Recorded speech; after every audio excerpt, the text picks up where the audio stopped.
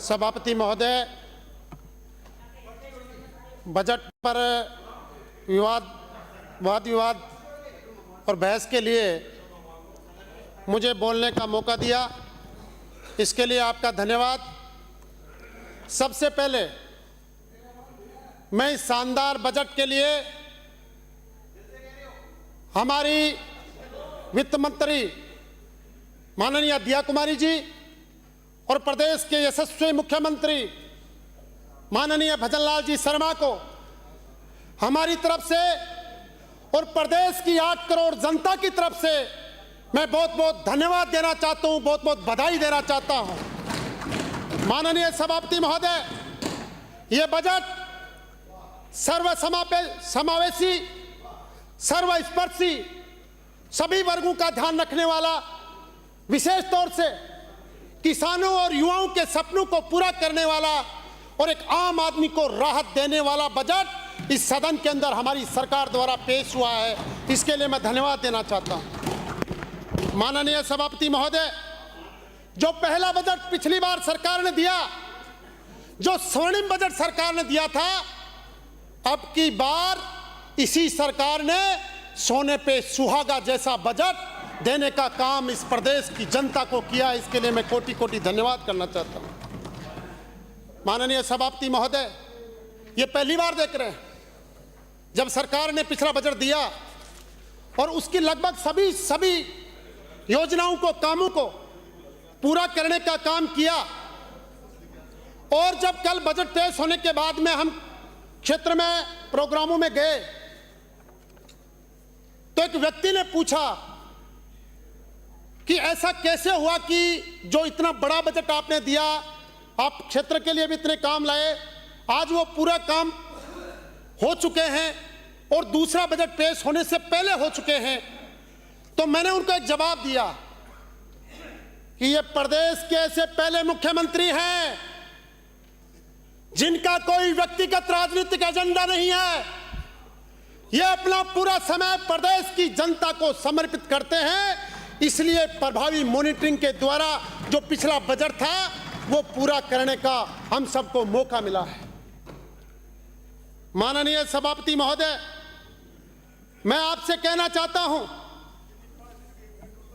कि इसी वजह से एक प्रभावी मॉनिटरिंग और समर्पित रहने की वजह से पहले ही साल में rising Rajasthan global invest summit का शानदार आयोजन किया गया और लगभग 35 लाख करोड़ रुपए के MOU साइन किए गए, जिनमें से ज्यादातर अब धरातल के ऊपर आ रहे हैं। माननीय सभापति महोदय, अभी मैं विपक्ष के साथियों का बजट पे वाद विवाद सुन रहा था, वो मुझे विरोधाभास देखने को मिला। एक सदस्य ये कह रहा था आपने 1.5 लाख करोड़ रुपए प्रदेश के ऊपर कर्जे के लाद दिए। दूसरा सदस्य खड़ा होकर कह रहा था कि अधिकतर योजनाओं में आपने 0 रुपया खर्च किया है। मैं ये इनसे कहना चाहता हूं कि आपको सदन में क्या बोलना है, इसके लिए कम से कम 5 मिनट आपस में चर्चा तो कर लीजिए।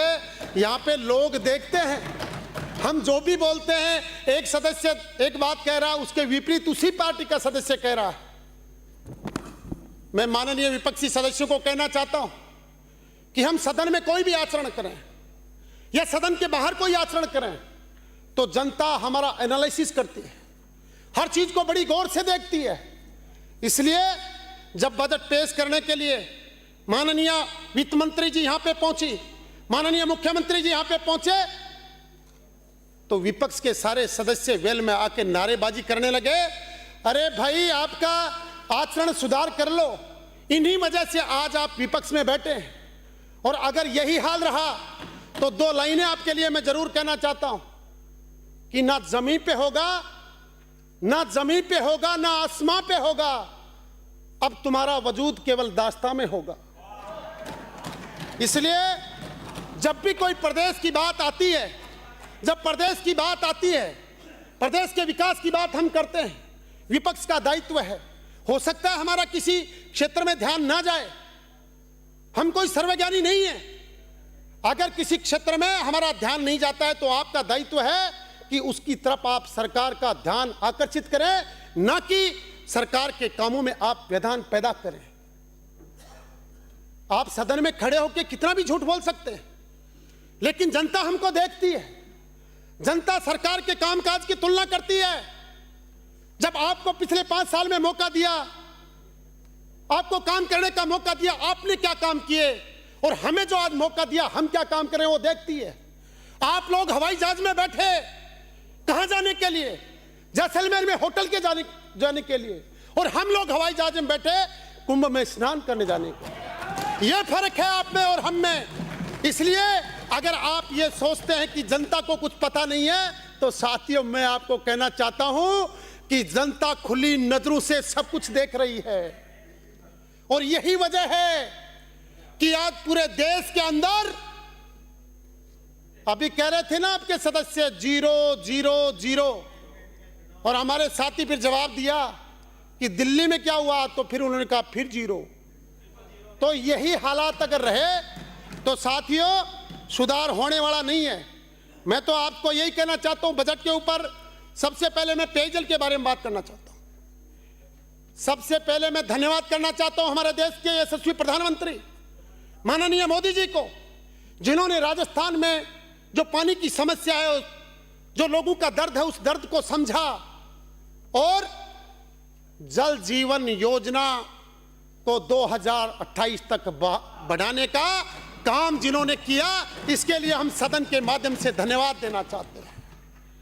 माननीय सभापति महोदय, सब लोग जानते हैं, आप प्रदेश में किसी भी क्षेत्र में चले जाइए, किसी भी विधानसभा क्षेत्र में चले जाइए, अगर आप एक साधारण से साधारण व्यक्ति को पूछेंगे कि जल जीवन में पिछले 5 साल में कैसा काम हुआ, तो जो ज्यादा नहीं जानता है वो भी बता देगा कि जल जीवन में सबसे बड़ा भ्रष्टाचार अगर कहीं किया तो पिछली तत्कालीन कांग्रेस सरकार ने जल जीवन मिशन के अंदर किया, और लोगों को जो उनके हक का पानी था, जो लोगों के घरों में पानी जाना चाहिए था, वो लोगों के घरों तक पानी नहीं जा पाया।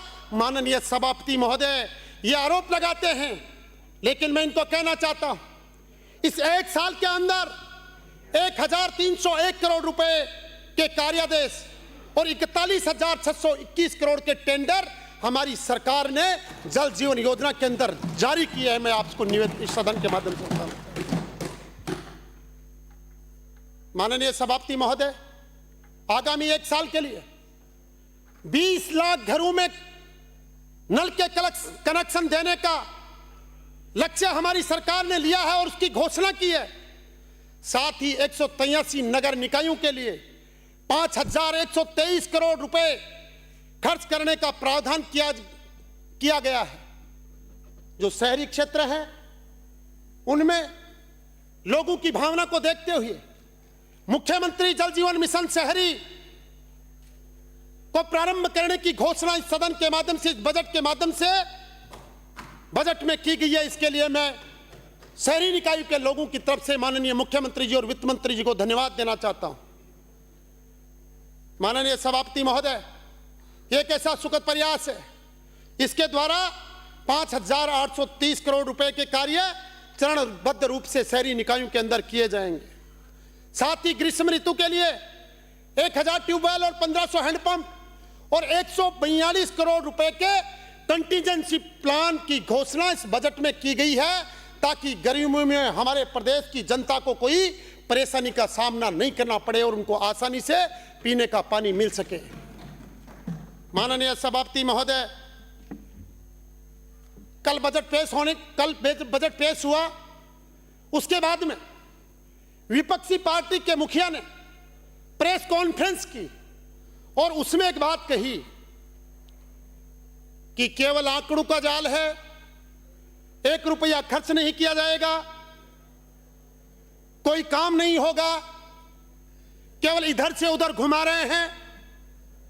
अरे मुखिया जी, मैं आपसे कहना चाहता हूं इस सदन के माध्यम से,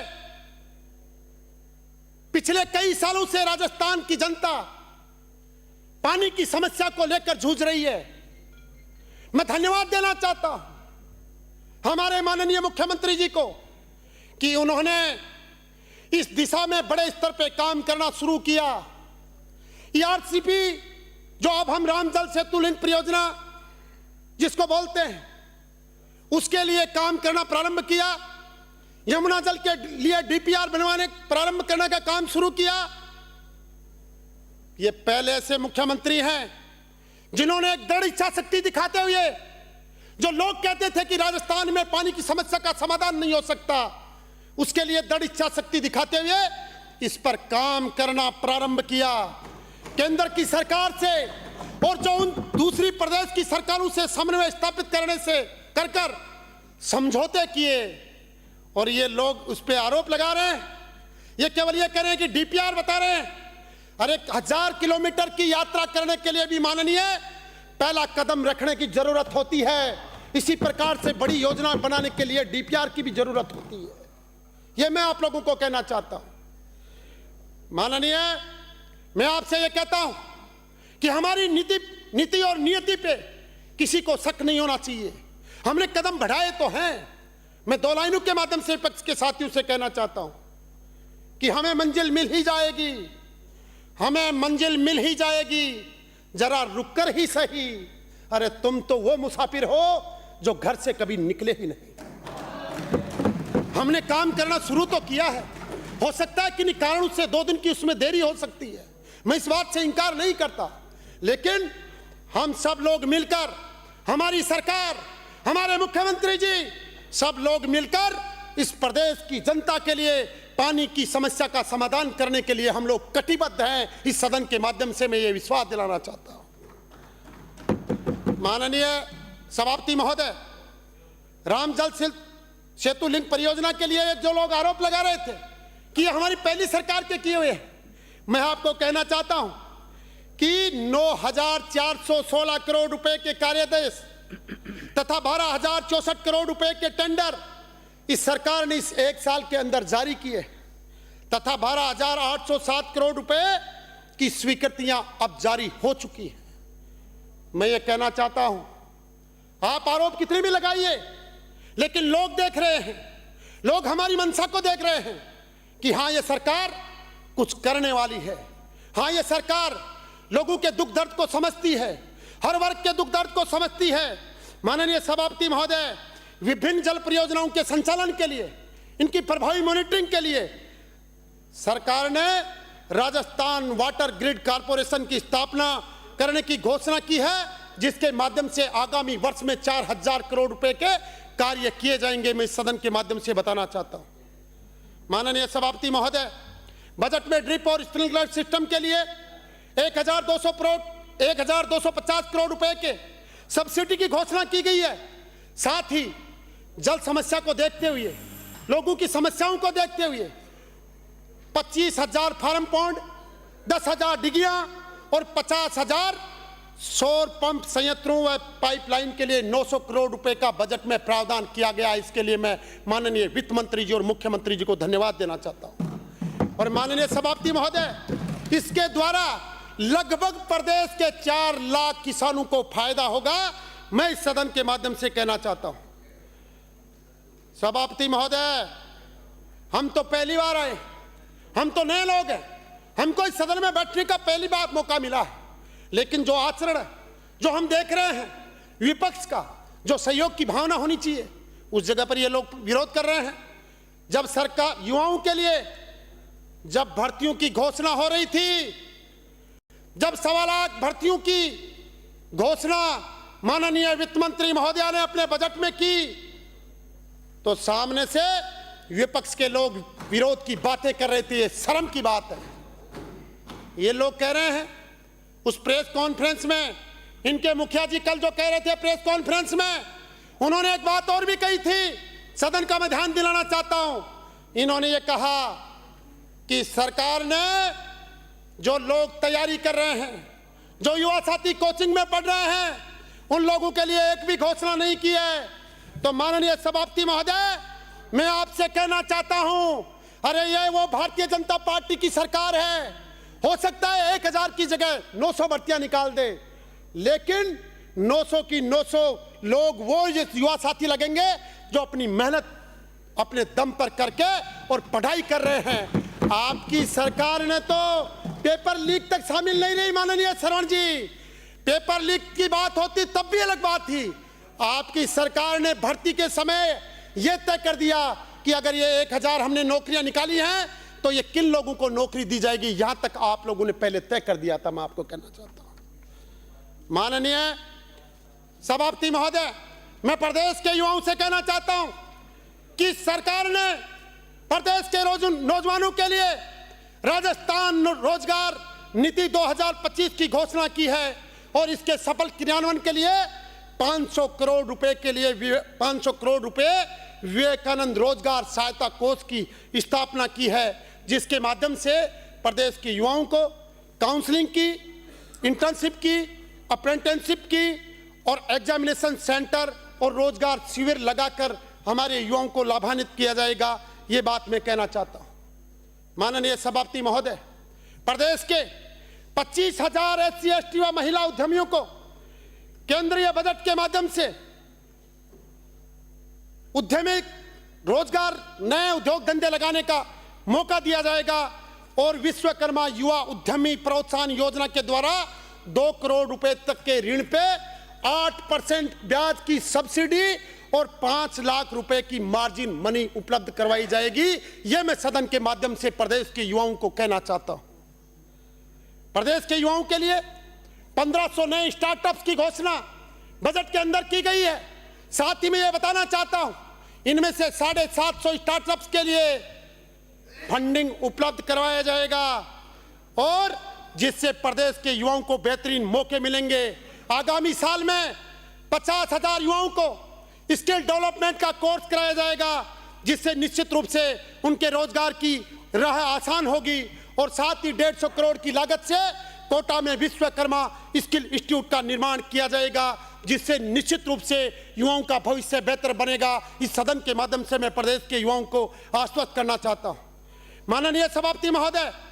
500 विद्यालयों में अटल टिंकरिंग लैब की स्थापना, अलवर, अजमेर और बीकानेर में डिजिटल प्लेटोरियम और भरतपुर, कोटा, अजमेर व बीकानेर के साइंस सेंटर में इनोवेशन हब की स्थापना करने की घोषणा निश्चित रूप से आने वाले समय में युवाओं को बेहतरीन मौका देगी। इसमें कोई दो राय नहीं है, कोई संदेह नहीं है। मैं आपको कहना चाहता हूं माननीय सभापति महोदय, मैं आपको कहना चाहता हूं कि ये लोग किसानों की बातें करते हैं, बड़े बड़े जोर आवाज में किसान की बात बोलने का प्रयास करते हैं।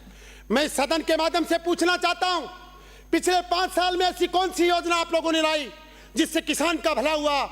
और मैं बताना चाहता हूं इस 1 साल के कार्यकाल में माननीय यशस्वी मुख्यमंत्री भजन लाल जी शर्मा ने प्रदेश के किसानों की पीड़ा को समझते हुए, इनकी उन्नति का मार्ग प्रशस्त करते हुए जो 6,000 रुपए PM किसान सम्मान निधि योजना जो केंद्र सरकार के द्वारा किसानों को दी जाती है, उसको बढ़ाकर पहले साल में 8,000 किया और अब की बार उसको 9,000 रुपए करके और प्रदेश के किसानों की समृद्धि के रास्ते खोलने का काम माननीय मुख्यमंत्री जी ने किया है। मैं ये बात कहना चाहता हूं माननीय सभापति महोदय, 50,000 कृषि कनेक्शन आने वाले 1 साल के अंदर किसानों को दिए जाएंगे और प्रदेश के 75,000 किसानों को 30,000 किलोमीटर लंबी तारबंदी के लिए 225 करोड़ रुपए सरकार उपलब्ध कराएगी, जिससे आवारा पशुओं से उनकी खेती की रक्षा हो सके। 1 लाख हेक्टेयर में नैनो यूरिया और नैनो DAP छिड़काव करने के लिए 2500 रुपए प्रति हेक्टेयर का अनुदान प्रदेश के किसानों को दिया जाएगा और किसानों को संबल देने के लिए KCC की सीमा को 3 लाख से बढ़ाकर 5 लाख करने का माननीय मुख्यमंत्री जी ने इस बजट में काम करके दिखाया है। माननीय सभापति महोदय, मैं इस सदन के माध्यम से कहना चाहता हूं कि 35 लाख किसानों को 25,000 करोड़ रुपए बिना ब्याज के वितरित किए जाएंगे, जिसके द्वारा 768 करोड़ रुपए की सब्सिडी प्रदेश के किसानों को दी जाएगी। मैं इस माध्यम से आपको इस माध्यम से कहना चाहता हूं। समाप्त कीजिए सर। मैं लास्ट 1 मिनट आपकी लेना चाहूंगा। सड़कों के अंदर 5,000 करोड़ की सड़कें बनाई हैं। मैं काफी कुछ कहना चाहता था, समय की पाबंदी है। 150 यूनिट फ्री बिजली, जिनको 100 यूनिट बिजली आज वर्तमान में मिल रही है, उन परिवारों को सौर पैनल के माध्यम से 150 यूनिट बिजली फ्री में दी जाएगी और मैं एक सर 2 मिनट आपकी 1 मिनट लेना चाहूंगा। आप जिलों की बात कर रहे थे, अरे आपने तो माननीय सरवण जी सबको पता है जिलों का निर्माण किस लिए हुआ। जिलों का निर्माण बिना लोगों की राय लिए आपने अपने नेताओं को निपटाने के लिए कर दिया। माफ कीजिए माननीय सभापति महोदय, अंत में 2 लाइनों के साथ मेरी बात को खत्म करूंगा। अंत में मुख्यमंत्री जी की तरफ से 2 लाइनें कहना चाहता हूं कि जब आंखों में अरमान लिया, जब आंखों में अरमान लिया, मंजिल को अपना मान लिया, है मुश्किल क्या है आसान क्या, जब ठान लिया तो ठान लिया, जब ठान लिया तो ठान लिया। धन्यवाद, जय हिंद।